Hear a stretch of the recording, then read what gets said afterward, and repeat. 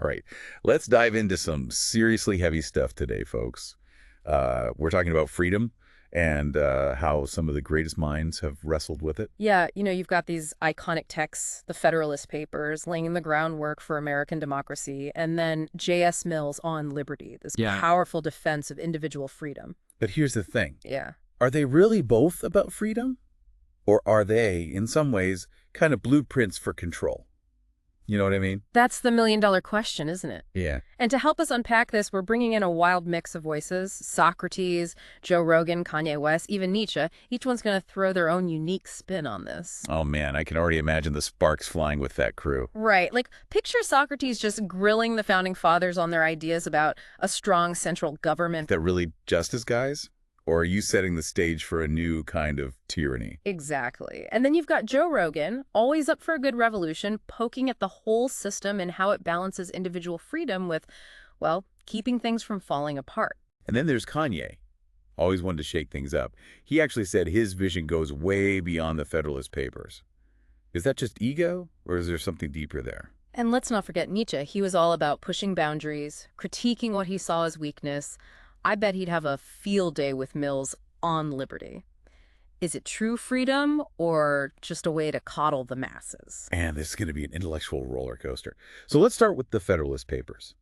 These essays, just to give everyone the background, they were written by Alexander Hamilton, James Madison, and John Jay way back in the late 1780s to convince New Yorkers to get behind the new Constitution.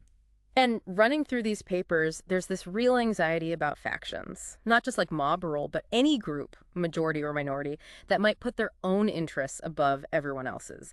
They saw human nature itself as a potential danger to a free society. Yeah, so they're worried about these factions messing everything up. But instead of just saying, hey, let's all be nice, they came up with some pretty specific ways to deal with this, right?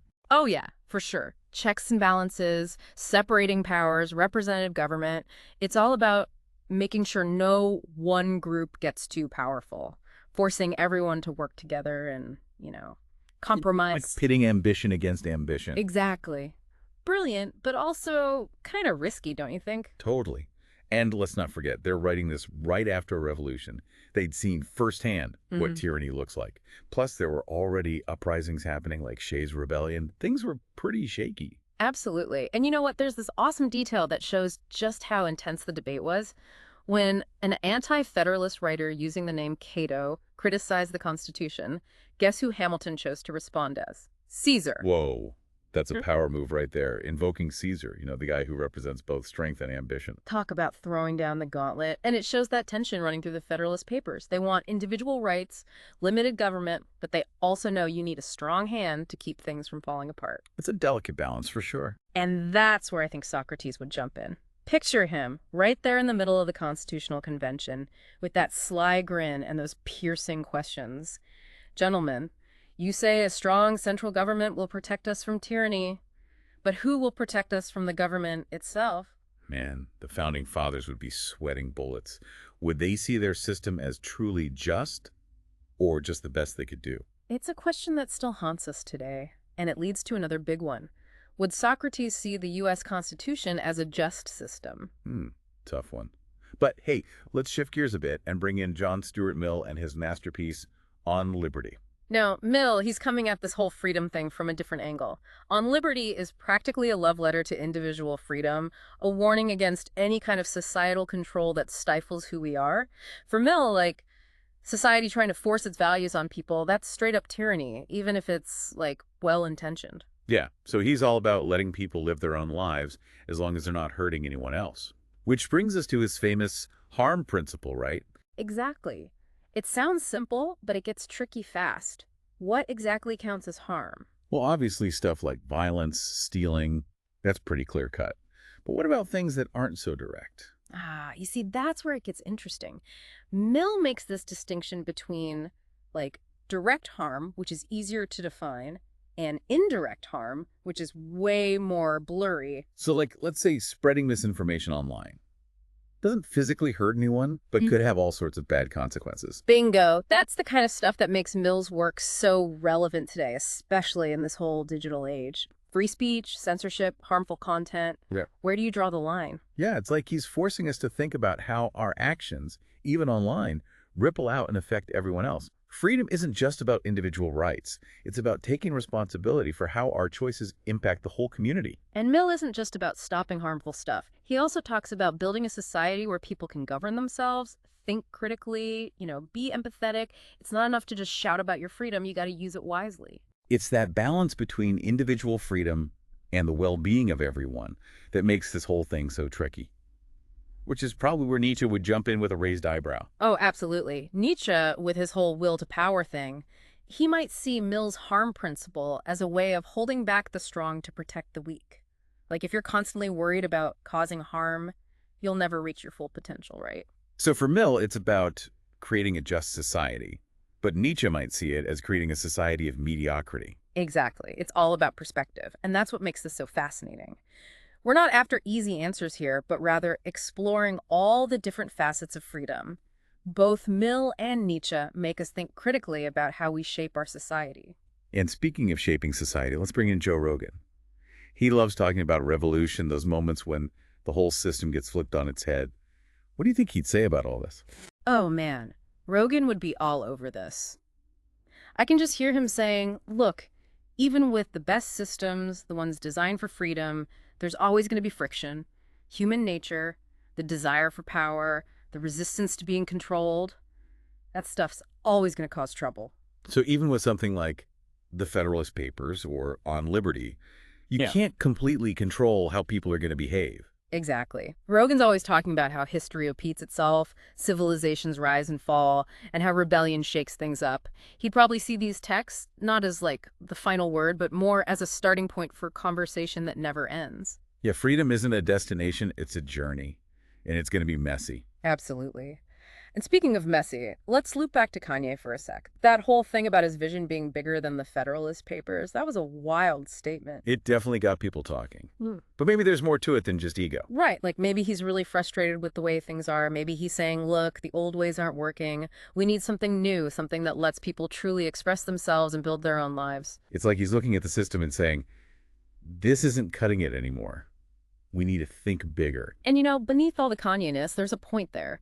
Even the systems meant to give us freedom, they don't always work. They can lead to inequality, stifle creativity, and keep people from reaching their full potential. So Kanye, in his own way, might be calling for a more just and fair society where everyone has a real chance to thrive. Exactly. And that makes us ask some big questions.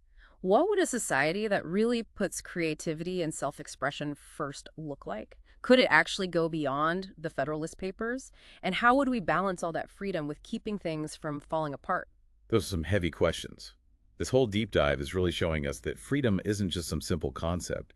It's this constant push and pull between what individuals want and what society needs. And what's crazy is how these conversations just keep going no matter the time or place. Whether it's 18th century America or the internet today, we're still wrestling with these fundamental questions about power, authority, and what freedom really means. Yeah, it's like those worries about freedom and control, they've just taken on new forms, haven't they? Like we're not fighting kings and dictators anymore. You got it. Instead of countries fighting for power, it's political parties at each other's throats, and everyone's stuck in their own little online bubbles. And forget kings with absolute power.